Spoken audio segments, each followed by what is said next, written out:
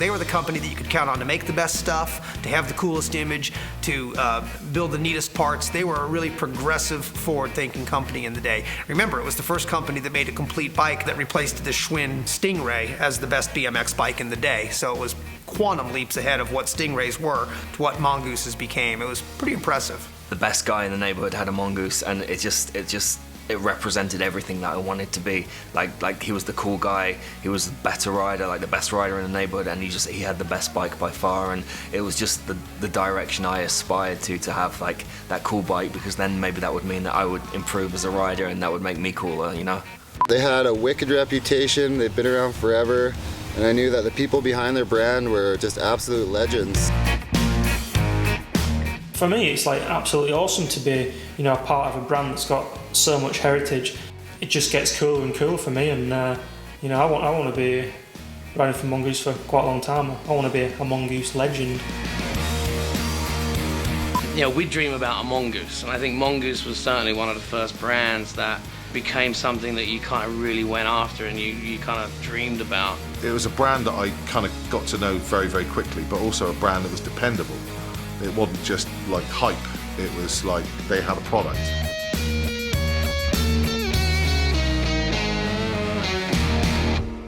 Mongoose Bicycles may seem like a household name now, but in the early 1970s things were different. A lot different. Kids from all over wanted to do a lot more with their Schwinn Stingrays and Huffy Penguins. They wanted to emulate motocross by riding off-road and flying through the air. The only problem was, these bikes weren't built for that type of activity. All across the country, bikes were breaking, wheels were bending, and it was usually up to Dad to fix it. Well, in the summer of 1974 in Simi Valley, California, a dad by the name of Skip Hess had an idea and the goal to create a new indestructible bicycle mag wheel, similar to a motorcycle wheel. He called it the Moto Mag, and BMX Products was born. Before Mongoose, BMX Products had strictly Motomags. They told me that they had a guy that had a wheel with non-conventional spokes that was supposed to be the best thing going. Well, I went out to talk to this guy. His name was Skip Hess. Had his house out in Simi Valley is where I met him, and he had what he called the Motomag wheel. The Motomag was phenomenal. If you were to understand Skip's background, what an innovator and what a pioneer in the sport. Skip comes from a racing background, car racing background, drag racing, and also he's a bike racer that most people don't know about. A very, very good bicycle road racer. And with those skill sets, and with Skip being a car racer, he was working at a company called Superior, designing car wheels. And he decided, I'm going to make a better wheel for my son and for maybe some neighborhood friends. Most people, they would taco their wheels, bend their rims, blow out spokes. He came up with the Motomag. This is the first box that Motomags came in. And if you notice, the box is brown cardboard, where the Motomag box that everybody remembers is white. This is when we couldn't afford the white ones. They're more money. When I saw my first Motomag, it blew my mind. I thought, that is the heaviest thing I've ever seen. And since I'm the engine on this thing and I'm a 12-year-old kid, I can't wrap my head around how heavy that thing is. But that didn't stop a zillion kids from buying Motomags, man. Everybody thought that thing was the bee's knees. It took off. Kids all around that were destroying wheels heard about the Motomag. Skip was brilliant in going after a race team, getting them to use the product on the racetrack, getting the publicity. Kids all over wanted the Motomag. I mean, it was a super cool product and pretty revolutionary for the time. The Motomag brought new technology and durability to bicycles, which also introduced other challenges. The Motomag was a great invention, but one of the very first things it did, it brought to the forefront the weaknesses. The first thing you saw on all of the bikes that had normal cantilever tubes where they would start to separate. The welds would start to break on those tubes. They would flex. The back ends would start to wander and break. The Motomag exploited the weaknesses of frames, thereby showing people we need a better frame if we're going to pursue this thing called BMX. Mongoose was the first complete BMX bicycle out there. Schwinn had a bike out there, but they built it a little bit for racing, but yet it wasn't really a true BMX bike. Skip Hess realized that a better designed bicycle frame and components were needed, and once again set out to create a bicycle that could handle the demands of this new type of riding. He created the Mongoose, and then put together a top-notch BMX racing team to promote it. Skip was not just the guy sitting in the office. Skip was really a hands-on kind of guy, you know. Continuous technology was always moving forward. Skip was always creating, designing things that were just, you knew they were going to be good because Skip was that kind of guy. He was a full-on dude, you know, like you were just like huge factory, handmade frames. You know, how wide do you want your handlebars? How long do you want your top tube? Is your bottom bracket height okay? You know, he's a serious dude about the product.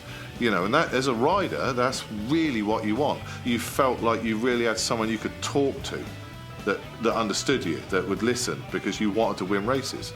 It's like we weren't there to come second.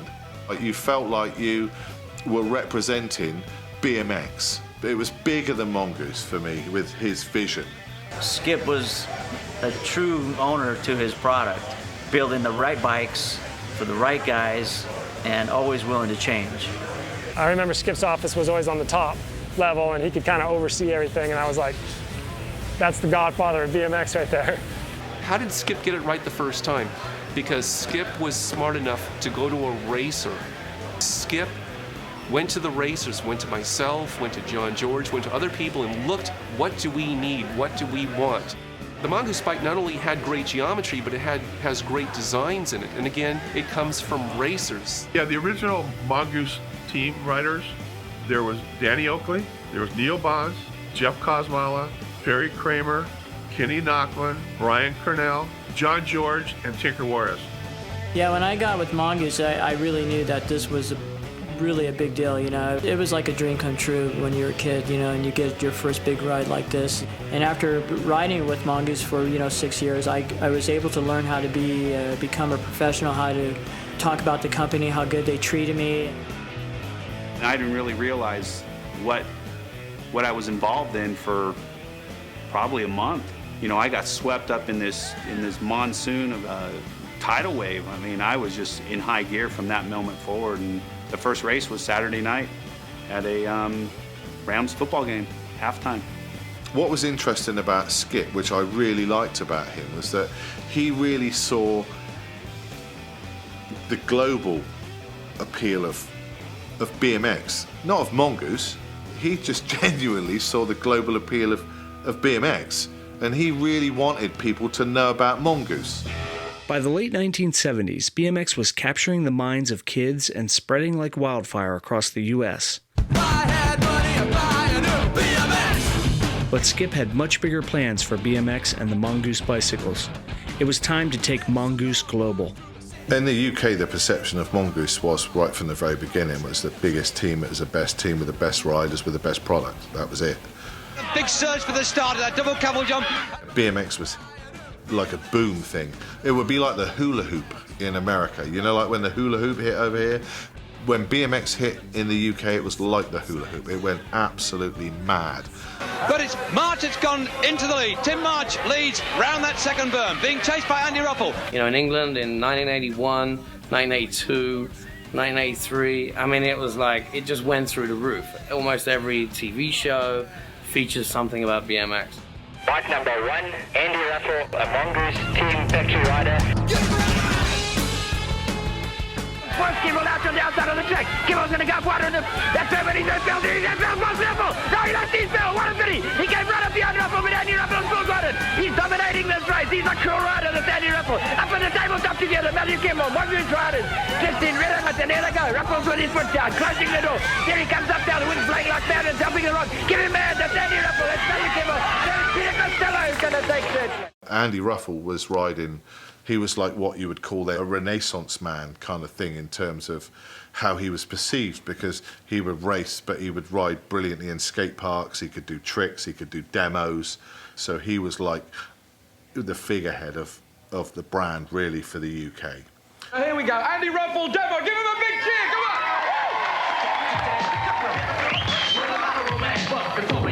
There's a job to be done, and believe it or not, He made a lot of kids want to ride a BMX bike. It wouldn't matter what brand they were, but he was on Mongoose, And if you could buy a Mongoose, you'd want to buy a Mongoose because Andy rode a Mongoose.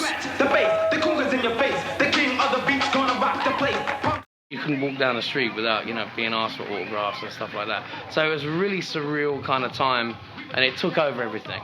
It was like it was as big as skateboarding. When it boomed in the 70s, BMX actually was bigger in the UK, and Mongoose was pretty much responsible because of the way they put the teams together, because of the kind of riders we had. It was definitely part of the reason that BMX kind of exploded. While BMX products and Mongoose was spreading worldwide, back in the States they were rapidly becoming the most prominent name in BMX. It was easy to see in the magazines that we were getting at the time that Mongoose had their look together to a greater extent than nearly any other team in the sport. Mongoose also had a healthy original equipment manufacturing division. They helped companies like Jag with manufacturing for their products. Mongoose made their own products. When other companies needed bikes that didn't have bikes yet, Mongoose supplied those riders. Stu Thompson, for instance, rode a Mongoose when he was riding for SE while they waited to get the STR1 done. Here I was riding for Schwinn, and they had a Schwinn Sting, which was nothing that I could be competitive on. And riding for Mongoose, they actually listened to me, took my input, built some bikes for me that at the time were completely opposite of what the Californian geometry was. They were willing to build me custom bike frames. And they were the first company I rode for that actually listened. By 1980, BMX racing had evolved and expanded into a cruiser class, implementing larger size 24 and 26-inch bikes for riders that needed something bigger than the standard 20-inch BMX bike. BMX products answered with their own cruiser model for Jeff Kosmala, and they called it the Kos Cruiser. The cruiser class was really picking up momentum, and this was like in the mid 79s and stuff, like 79. And our team manager, we were one of the only teams that had an official team manager trainer. His name was Cliff Halsey. He showed up at this race with this bike, and he goes, "Hey, we want you to ride this bike, and it's a cruiser." And of course, I was the biggest guy on the team, and I wasn't really too interested in it. And he's like, "Come on, Jeff, go give it a shot and see what you think." So I'm like, "Okay." So I went out and practiced it, and it was like driving a semi-truck. It was just big and bulky, and I'm like, wow, this is pretty big compared to a 20-inch. But I said, okay, fine, I'll race it. I'll give it a shot. Sign me up. And Sunday it came down to when people were really starting to pay attention, because the leader of the pack in that class was Scott Breithaupt for a long time, and he was winning everything. And here's this guy that comes out with this bike that never raced it before, giving him a run for his money. And the main, I was leading. Scott put me over in one of the corners, kind of dove inside of me, which was fine, no big deal, that's racing. And I made it a point where I was gonna catch him. And I'll never forget coming around the last corner in the back of his pants saying "see" on there, and that was his kind of little trademark thing. And going down the last straightaway, I just hit the turbocharger, and I passed him going to the finish line, and that was it. I was hooked, I was done. The whole next couple of weeks was back into the shop redesigning this big, massive bike that they had, trying to get a little bit smaller. And then that was it, that was the beginning of it. You go to the track, and if somebody pulled up in the cruiser class and they weren't sponsored by a particular company, and they were just a bike shop or something like that, they rode a Mongoose Kos Cruiser. BMX racing had peaked in the early to mid-80s, and the Mongoose BMX racing team was thriving, but a whole new wave was surging in the form of freestyle BMX. Bike companies needed to either fully embrace it or get left behind. Mongoose had been around forever. Everybody knows Mongoose. They were launching a new bike, a new freestyle bike, and they wanted us to be involved in that. Well, the bike they were launching was the Mongoose Decade. They wanted us at the contest. They wanted us at the bike shops. They wanted us at the malls. They really want to get the word out that Mongoose was now part of freestyle. Mongoose was such a big name in BMX, it's one of my first bikes, nickel-plated Super Goose, was my first Mongoose. But they weren't really that involved in freestyle. Freestyle kind of, I think, took everybody by surprise. It took off, Most of us were at the BMX tracks, I did a few races, and then I saw, Bob Harrow doing some stuff at a show, and I was like, oh my God, I want to go do that. That looks really cool. That looks fun. Mongoose may not have had as big of an impact in freestyle as some of its competition, but during the freestyle boom in 1985, they released something completely different, a scooter. and they called it the Mongoose Mini Scoot. They were about to be graced once again with the success of another phenomenal product. The truth is, they nailed the scooter revolution. Mongoose was the first guy to invent a scooter in the early 80s, or to resurrect the scooter concept in the early 80s, and it was high tech, man. It had a tube frame and a molded plastic deck and injection molded little mini tough wheels. I mean, it was really, really cool. But the rumor is that the scooter got made because somebody in production made too many Moose Goose head tubes. But there was hundreds and hundreds and hundreds of 10-inch Moose Goose head tubes laying around and nowhere to put them because every head tube on every real BMX bike was 4 inches long. So a guy named John George created a frame around that giant head tube to find a home for those ridiculous head tubes and steer tubes for forks. And that's the mythology behind the development of the Mongoose scooter. Mongoose didn't have a freestyle bonanza like Haro and GT did, but they killed it with scooters. Hundreds of thousands of scooters. I mean, it was bananas. In the mid-'80s, there was a new sport emerging called mountain biking, and it was starting to get a lot of attention. Mongoose was one of the first companies to take this new sport very seriously, and they recruited one of their BMX racers, John Tomac, to lead the charge.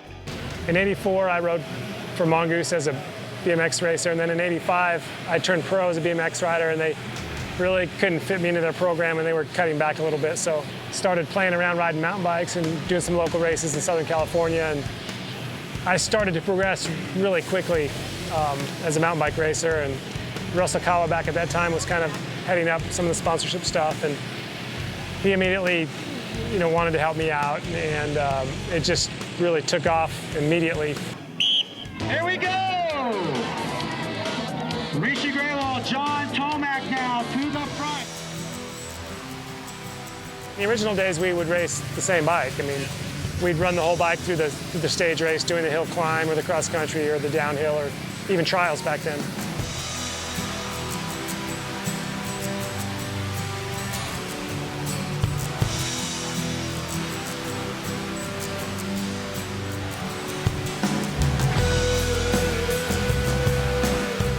The sport was so young, you just really didn't know, where it was going to go. I mean, I had visions of maybe what direction product development might go. And, I spent a fair amount of time with Skip Hess Jr. at that time, who was a pretty integral part of their product development.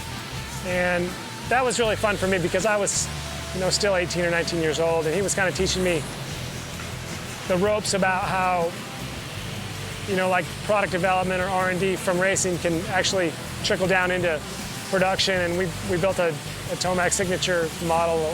I think we worked on it in '87 and then released it in '88, somewhere right in there. And immediately some of the geometry that I liked trickled down in some of their other models. And it was a bit of a departure from the geometry that was happening at that time, and kind of changed it, changed mountain bikes geometry for quite a while. But I think the Tomac Mongoose might have been the first signature bike for mountain biking. And it was cool taking the guys that supported me and working with them in BMX and then carrying it over into mountain biking. And it was really felt like a really kind of a cool team project. And we were kind of taking on the world from a different angle. In the late 80s, a recession hit, and BMX freestyle was dying as sponsorship money was drying up and media coverage along with big contests began to vaporize. A new form of riding and culture called street riding was evolving and becoming popular, and being a big-name corporate BMX brand wasn't perceived as cool anymore. So it was important that if you wanted to stay credible in BMX, you had to have the right core mentality. One of the first things that I did when I left GT and started at Mongoose was hired progressive riders of the day. Dennis McCoy was still riding a high as one of the greatest overall freestyle riders in the sport. So I put him on the salary for our one-man freestyle band, and I hired Fuzzy Hall, who was a mid-pack single A pro who got famous doing 360s over the doubles, getting fifth in the semis, and winning dirt jump contests at ABA events. That and Sam Marilano comprised our three-man BMX force. Mongoose couldn't enjoy the distinction of having invented a freestyle sport, so I wasn't going to be cooler than Haro. I wasn't going to be bigger than GT. I had just left the biggest BMX company to work for Mongoose, so I had to figure out something that Mongoose could say they were better at than anybody else. The word I chose was fun. I wanted Mongoose to be fun again.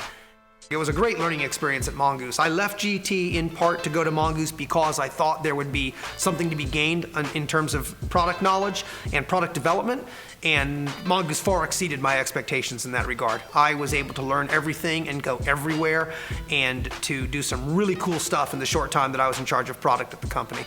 Then, with it being so great, why'd you leave? Well, the straw that broke the camel's back was the black transvestite that I put on the cover of the Mongoose catalog. That wouldn't have been a big thing, except we had 150,000 of those catalogs printed for distribution to our shops, and another 50,000 were bound into every issue of the Christmas issue of BMX Plus. And I think that didn't sit well with the guy that ran the company at the time. I knew that if I was at GT, we'd have put a picture of Gary Ellis winning the Grands. And if I was at Haro, we would have a picture of Ron Wilkerson doing nothing. We were at Mongoose. No one was winning the Grands, and no one was, lighting the world on fire. What we were all having a good time doing was riding bicycles, and that seemed funny to me. And funny counts for a lot in marketing and in business and in life. And I did the funny thing. And it bit me in the butt, but I've never looked back. In the early to mid-90s, BMX and BMX freestyle was in a lull, while mountain biking was booming. And throughout all of the 90s and well into the new century, Mongoose was riding high with a dominating mountain biking team that consisted of legendary riders such as Brian Lopes, Eric Carter, Lee Donovan, Steve Larson, Mark Gullickson, Chris Clark, and more.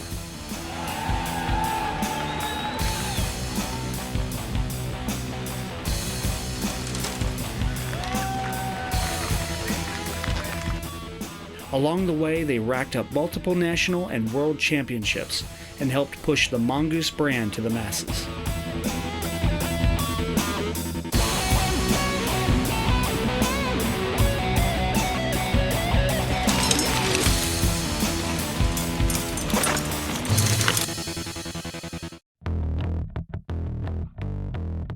In the late 90s, as large TV competitions like ESPN's X Games and NBC's Gravity Games captured the eyes of the general public, along with a whole new demographic of young kids, Mongoose often sponsored these events along with some of the top BMX dirt and vert riders of the time. When I first started riding for Mongoose, it was like I'd finally arrived. Like, I'd been a pro for a while. Like I said, I'd ridden all the contests in Europe. I'd come to America and begun to make a name for myself. But when I finally found a place on a big established team, that was, to me, when I really felt like I'd arrived and my real pro career kind of began. So for me, one thing I was always very proud about my involvement with Mongoose was, whilst I had this pro model that was a high-end expensive bike, and I was doing my riding at the cutting edge of the sport, I always hoped that the pedigree of my input into the bike and the company would always bleed down, so that when the kid is choosing his entry-level bike at the department store, he would benefit from some of the pedigree from the competition. Much as when you buy a car, it has like race influence from Formula One or NASCAR or something. I always felt like the best thing I could do as a pro rider was be involved with a good brand like Mongoose and try and hand that down to the kid, because I was that kid once, and as a pro I felt like that was the thing I ought to be giving back. Got the Fuzzy Hall package set here. Does it look like the back of my head? Let's see how good this guy is. Come on, Fuzz, you can do it. Here we go. Oh, that was me!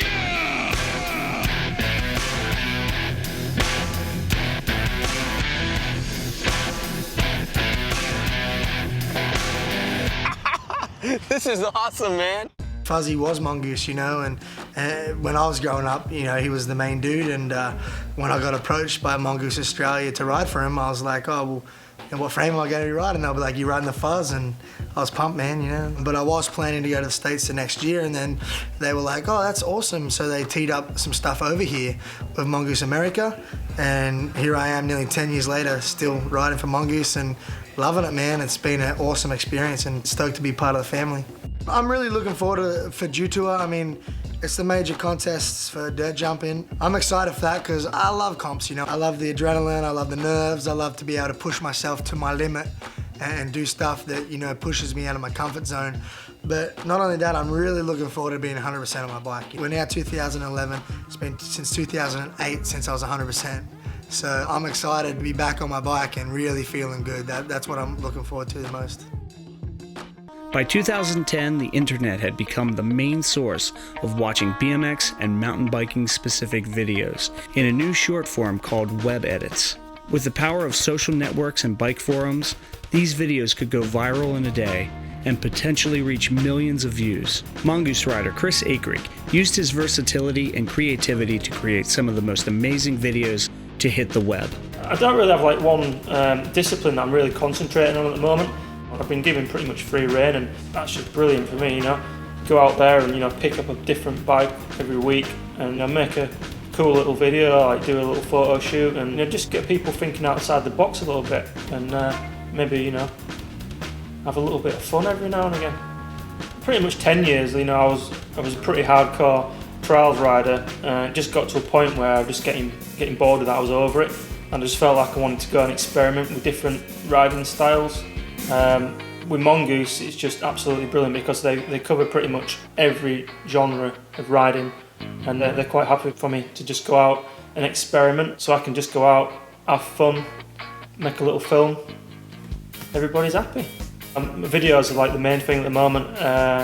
Doing pretty well this year. You know, I managed to get 2 done, and then I fell off a cliff.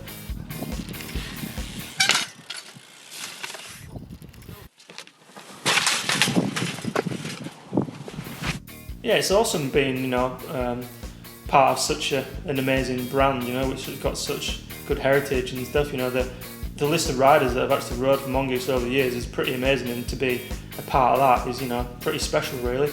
I don't see myself as being like a great rider anyway, you know, or like even at the level of them other riders, but I guess, you know, maybe.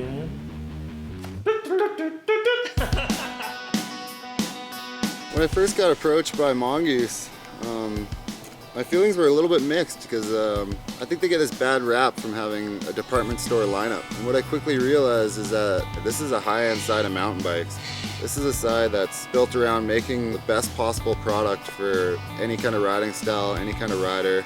And I test those bikes as hard as I can. I'm 195 pounds, you know, I jump them, I downhill them, I do whatever I can to destroy them. I call it R&D, ride and destroy.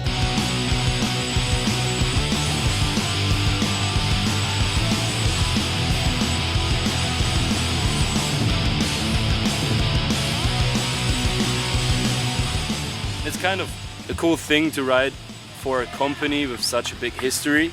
I think the most fun thing to ride for Mongoose is the fact that I can actually work with the company. I got a chance to talk about designs and just to work with them in general. That's the most fun thing I can actually have. And all the legends who rode for Mongoose, that's just pretty cool to be part of it. The current team is amazing. There's a wide variety of dudes from all over the world that, you know, are the Mongoose team, especially in BMX. The guys are so, you know, different in every aspect. You know, there's street riders, there's park riders, there's dirt riders, there's dudes that do it all, you know what I mean? And the lineup of Mongoose team is pretty heavy hitters, man. Like, we could take over the whole BMX industry. It's pretty cool, man. You know, it doesn't really surprise me at all that Mongoose is still going strong. Again, like I said, when we did it, we did quality stuff only. We're the #1 frame builders and bike builders. So we were always the one people wanted to follow. So it was just a natural progression that when Skip decided to sell or whatever, the top people were bidding for the bike. And then as companies got larger and larger and larger, they just kept going. And because it was such a good name and because it had such a good reputation, it's still living on right now. A guy that's been riding BMX for 30 years, like, he respects Mongoose because that was the first bike he rode and it was always around. The bike that I ride is a Mongoose Fraction and it's sick. Like, I love it. For me, I had 8 really great years with a really great company that's been around since before I was in BMX and will probably be around after I leave BMX one day. And for me, it kind of makes me proud to have been involved and to be involved in the heritage and the legacy of the company. Riding with Mongoose was the absolute best thing that could ever happen to me. I would have never built any recognition. First of all, I would have never had the fame in regards to my bike. You couldn't have rode for anybody else better, for sure. For me, it was the heritage, you know, the original BMX products, a leader in that area, and then helping them start their, you know, their whole mountain bike program, and that's the history and the part I remember. When you make bicycles for kids, 40 years is 4 lifetimes. It's astounding to me that there is still a brand that makes BMX bikes that some number of kids want to buy, and it's almost 40 years old. That speaks to Mongoose's health and vitality and longevity better than perhaps anything, regardless of where you buy those bikes. You can end your video with that. The Mongoose brand has come a long way from its humble beginnings in Simi Valley, California in 1974. The torch has been passed on from its original creator, Skip Hess, the charismatic drag racer and entrepreneur who invented the Motomag wheel, virtually took BMX to the four corners of the world, and put a Mongoose bike on a million kids' Christmas lists. Now, almost 40 years later, BMX racing is in the Olympics, mountain biking is a worldwide pastime with millions of participants, BMX freestyle riding has evolved to epic proportions, and Mongoose now has a history rich in trophies, titles, and achievements. That was a no-handed 900! Mongoose makes bikes that have been developed by some of the world's greatest and most passionate riders, who chose Mongoose as the bikes to have fun on and show their talents to the world. Bicycles made by a company whose roots go right back to the beginning of the sports we love. When you talk about bicycle history, it wouldn't be the same without Mongoose.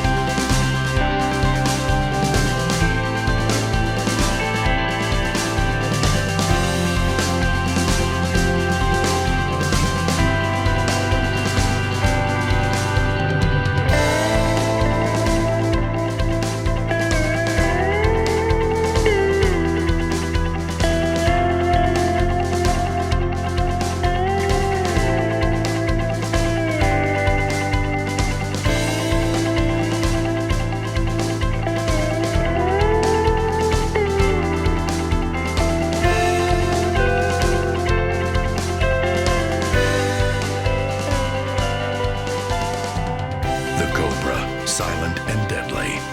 The playful mongoose.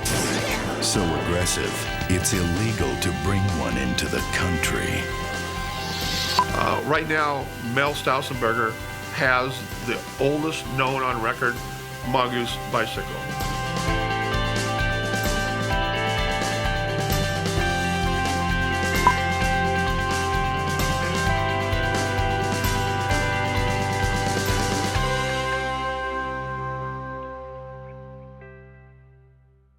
What are your responsibilities as a signed rider? My responsibilities, I guess it would be probably in my contract somewhere. I can read it and let you know.